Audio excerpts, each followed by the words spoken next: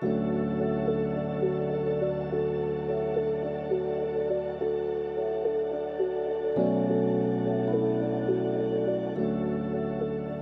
have always congregated around waterways as a source of life-giving drink and a method of transport. These flowing highways allowed resources to be shared between tribes and nations. Even here in Erie County, the origins of our cities and towns lie along the shores of our lakes and rivers.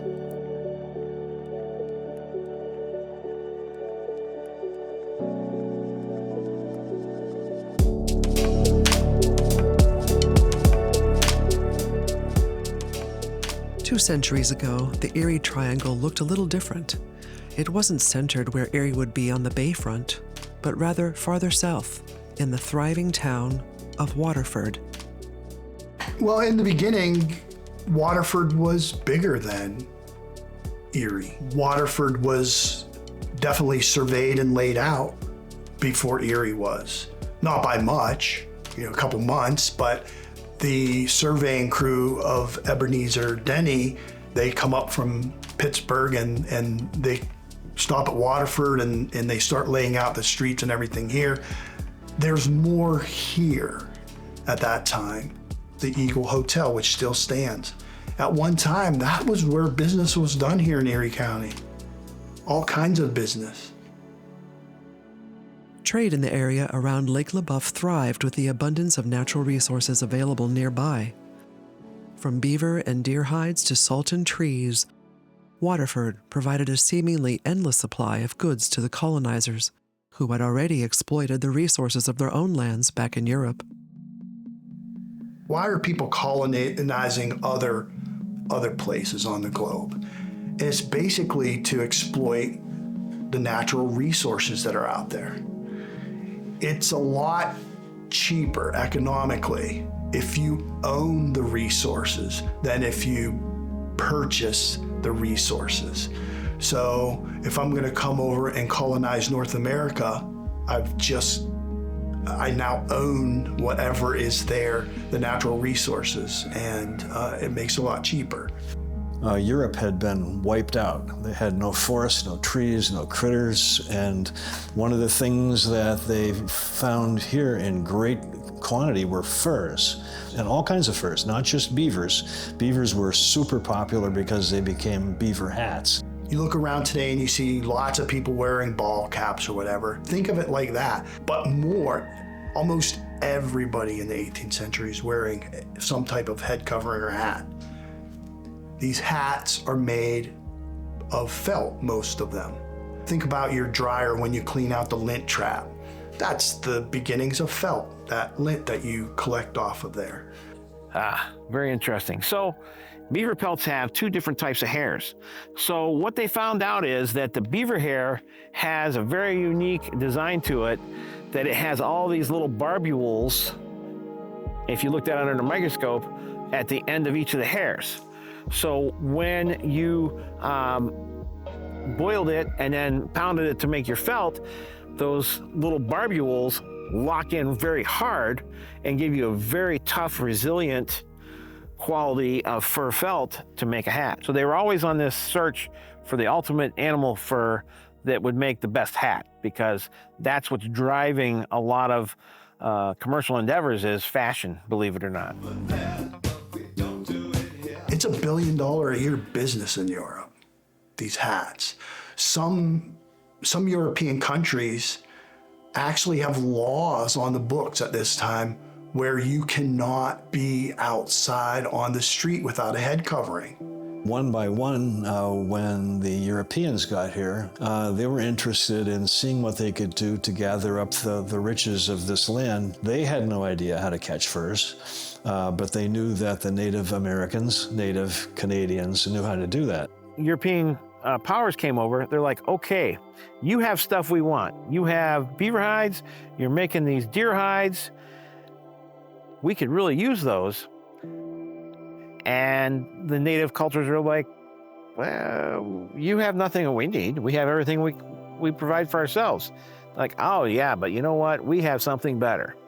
So you know that clay pot that your wife dropped and busted? This one won't. And so they started introducing goods that basically replaced what they were pulling from nature. Metallurgy was not something that was done a whole lot over here. And steels, they brought them, they introduced them, and they're like, wow, I don't have to sit down and take a lot of time to chip out a flint blade. And it's a little more durable, a lot more durable. And then the other thing that they brought with them was obviously the firearm.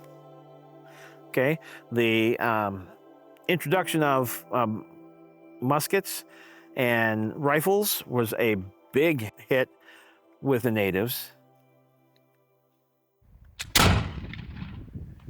To the Europeans, these items are dollar store things that are mass produced in Europe. And the beaver trade is a market that just almost overnight just explodes. And water becomes the way that you move goods. You can move a ton of stuff relatively easy with water. You don't need a secondary source.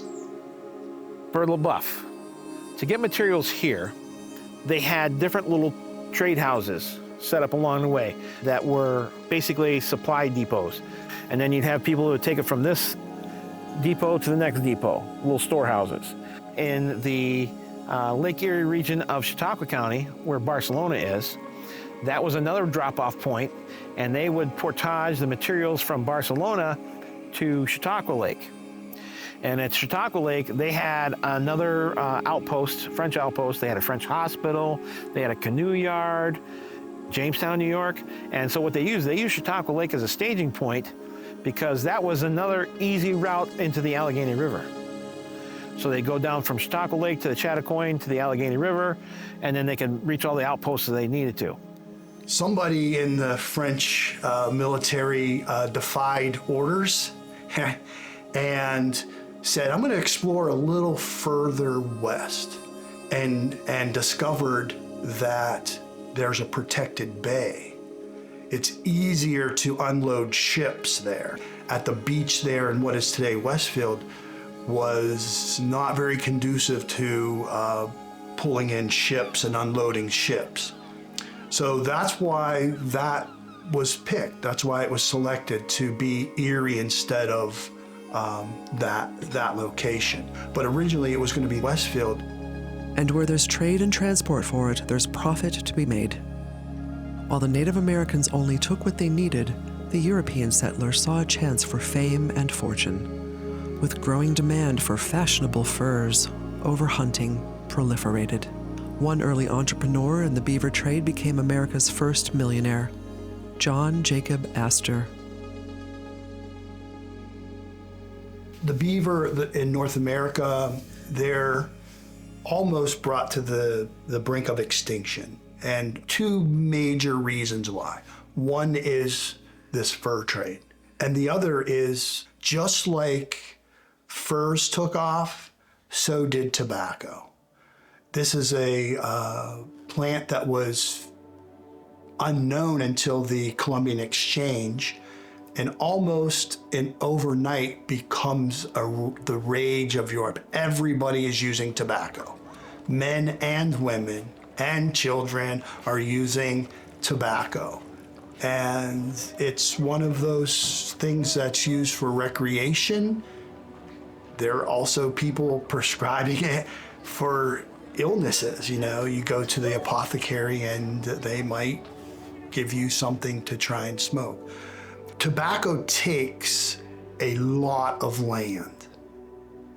It takes a certain type of land. It doesn't like to sit in water. And so if you're going to get a piece of land that you're going to farm for tobacco, and there's any wetlands or beavers there that have dammed up and ponded up a small portion of it, you're going to want to eradicate them and keep them away. So these two things together are going to almost eradicate them from North America entirely.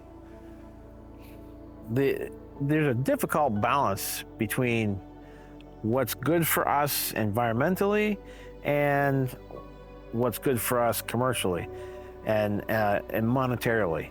And I think many times money wins. And if you look back through history, I think money has always tried to prevail over, that's the big thing. And unfortunately, not all the little people on the forefronts that are working for that are the ones that are seeing the gains. It's the people on the higher end that are receiving those. And so as we move through history, it's all about the land grab. It's all about where can I get more territory? How can I get more resources to use? And I think when you progress through colonial times and into the 19th century, nobody's thinking about the repercussions of what's going to happen to the environment once we're done with all this. And I think that's the point that people have to remember, that we are dealing now with things that happened in the past. So our current troubles and issues are not so much what's happening today, it's what's happened in the past. As word spread about the profitable lands along the Great Lakes, more and more settlers moved to the region. One notable name arrived here from Connecticut in 1797, Judah Colt. Colt became a land agent of the Pennsylvania Population Company, a powerful position if you want to influence local trade and commerce. Towards the end of the 18th century, the Revolutionary War comes to a conclusion, and now these states who had these old boundary lines are now confused. Who owns what's known as the Erie Triangle? If you drive north-south through our county, you'll come to these roadside plaques that say Old State Line or Old State Road. That was the boundary line of Pennsylvania. Pennsylvania went straight across the top. Once the federal government has the triangle, now there's going to be litigation between who is going to take ownership of it. New York lays a claim to it. Pennsylvania wants it. Connecticut lays a claim to it. Massachusetts lays a claim to it.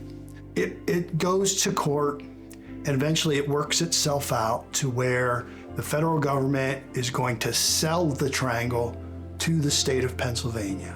One of the concessions is going to be what's known as the Western Reserve. Connecticut is going to get lands for giving up their claim along Lake Erie. They're going to gain land in what's known as the Western Reserve, which is the northwestern part of Ohio. That's why when you drive through Ohio, some of those little towns in northwestern Ohio today, they look very New England-like when they're set up. That's because they were inhabited by people from Connecticut. In comes Judah Colt. Judah Colt wants to purchase land in the triangle. He's from Connecticut. So he goes down to Pittsburgh to file the paperwork to get to purchase some land. Colt learns that the guy who was the land agent has just quit. So they say, we'll sell you the land if you'll become the land agent. Now this is giving the fox the keys to the hen house. He comes here and he sees what's going on. What's going on here is Seth Reed came from Connecticut thinking, oh, here's a place for me to get started. And the Reed family is endemic with Erie wealth and development, shipping, whatever. And he thinks maybe Reed made a mistake and maybe he didn't. So Reed gets to Presque Isle and he sees that there's a little funky way to get into this beautiful bay, but there's no real channel. And you'd have to know exactly what you were doing to get through there, and you'd have to have something that didn't draw more than 3 or 4 or 5 feet, especially in the shoulder seasons, spring and fall. Colt thinks if there's going to be a harbor here, it's going to be at 4 Mile Creek, just outside of the channel, at 4 Mile Creek, where it goes in the water. And maybe another even better place would be at Freeport, which is at 6 Mile Creek. And if I owned 4 Mile Creek and 6 Mile Creek, and I looked up the top of the Appalachian Escarpment, which is 1,700 feet above sea level at that point. If I owned that, I would be able to build a road And I would be able to take stuff from either of those places to the top. And when he's up there taking a look, French Creek is running right along his ankles, and he thinks, French Creek, the Allegheny River, the Ohio River, I'm trading with whoever I want in the south. So he builds a trading post up there. The first road ever in Erie County is going to be Route 19, which is the portage from the French Fort to the French Fort here. That's the first road. It was an ancient Indian trail. The second road is going to be from Freeport Beach to Colt Station, which is right there at that intersection of 430. A year after Judah Colt establishes the station, he's going to extend that road 1 more mile south to a little place today known as Little Hope. And so Judah Colt was sent here to sort all of that stuff out and then eventually help sell the land, which is today the city. He's selling parcels of land there. He's also going to be supplying people with the commodities, the goods that they need in order to come to a place like this in the wilderness to settle. And one of those things is going to be salt. He's going to be selling salt there. Salt's going to be the thing that's going to bring people to the area.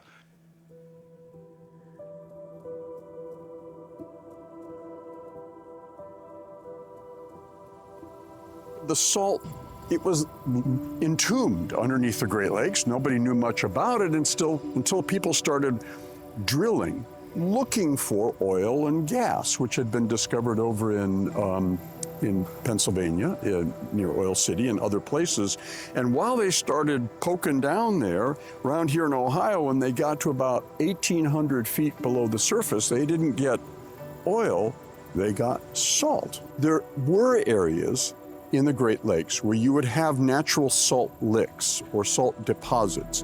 And it wouldn't be quite as concentrated at this, but you would get a salty material, which if you boiled it down, you could actually get the salt that you would use, which is incredibly important in production of food, and particularly preserving food, because it's an essential component of drying meats and drying fishes so that you can resuscitate them with oils later on and eat them. So a really important commodity.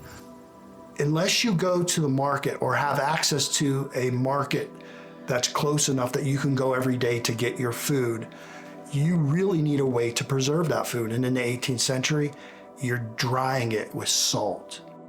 That's why nobody got to be 80 years old in the old days, because everybody was consuming massive amounts of salt. And they all had, strokes and hypertension or whatever. And the way you preserved your food was you would take sawdust, and there was various formulas for that, and mix it with salt. And salt would come here before we figured out how to get it from underneath Lake Erie at Whiskey Island. And we would take it to Pittsburgh, where they didn't have any salt, and bring back the coal. So salt one way, coal the other way. But when they discovered salt in Pittsburgh, then they didn't need us anymore. You have people here, like the home that we're sitting in here, of William Judson. He's going to be involved in the salt trade, hearkening back to the days of the fur trade. How can we get south again? In the very early period, they're going to use the same route that the fur traders used. They're going to portage things here to Waterford. They're going to load them onto flatboats here in LaBeouf Lake, and they're going to float them down to Pittsburgh. And that's before the canal.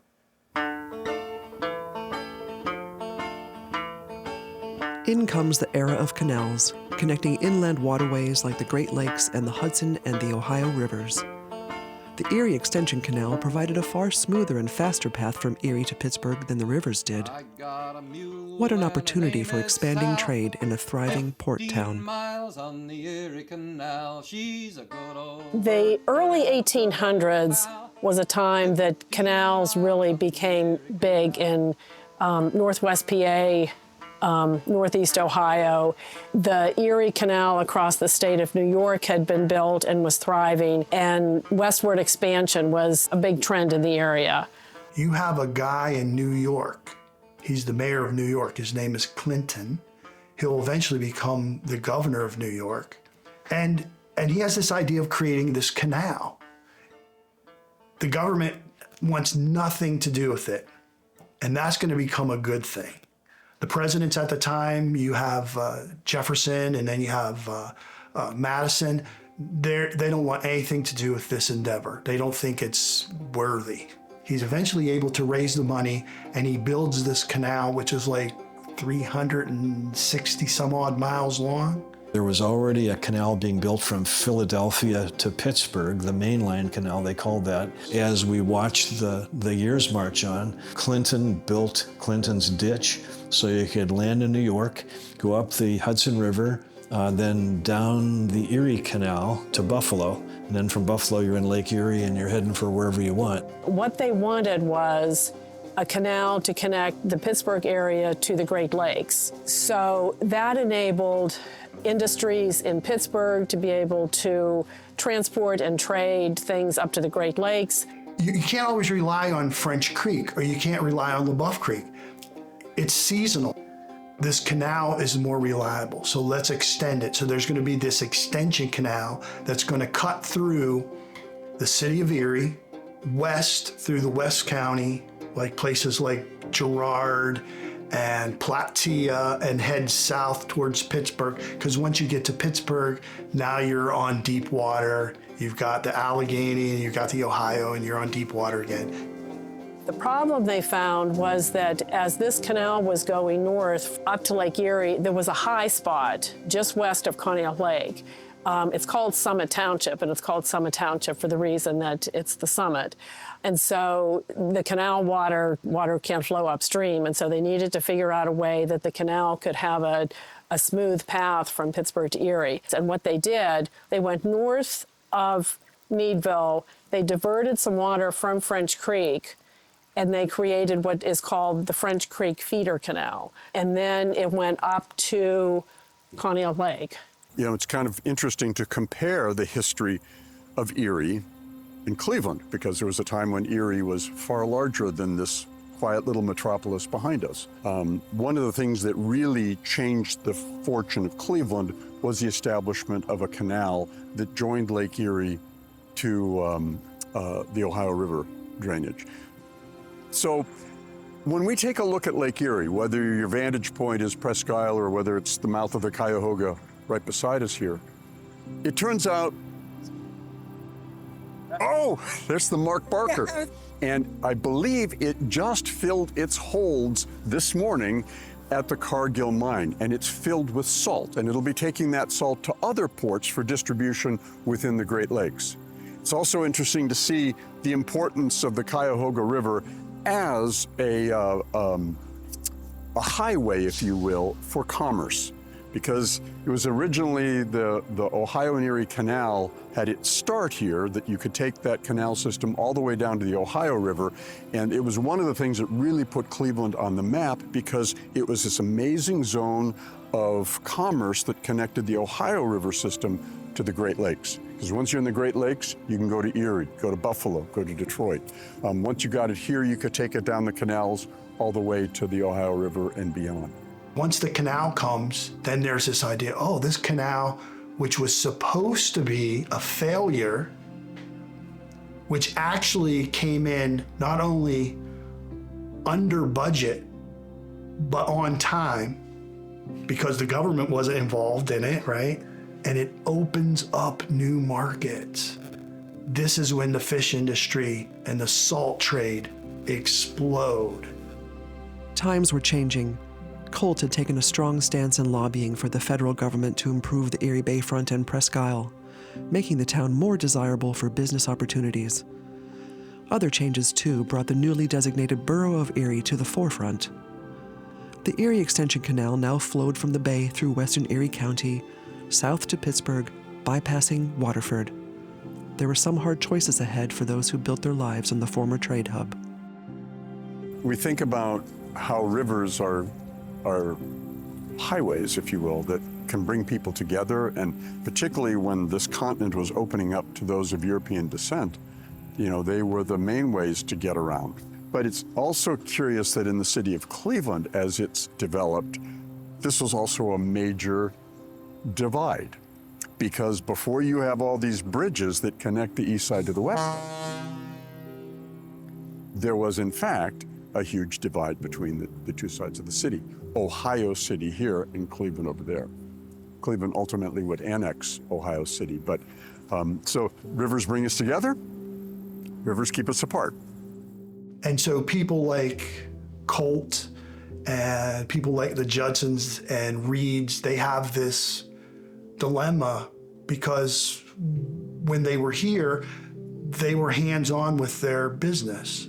They were able to see their warehouses and touch their warehouses and supervise that.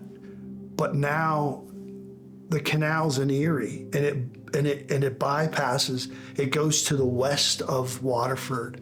So these people have a dilemma. You know, you're gonna get into Erie, you're gonna stay overnight, and then you're gonna come back. Why not just move there? And so some of these people are going to take up residence in Erie to be closer to their industries and their businesses. That's just the way economics works. In economics and in history, there's this idea of how cities form, and you got to think of like a bullseye. And the middle of the bullseye, that's the city. That's the center of the city. That's where business and commerce and everything takes place. And then when you get out here to Waterford, these things kind of fade away and we become not the city or the town, the focal point, the bullseye, but we become what supports the city, the hinterland.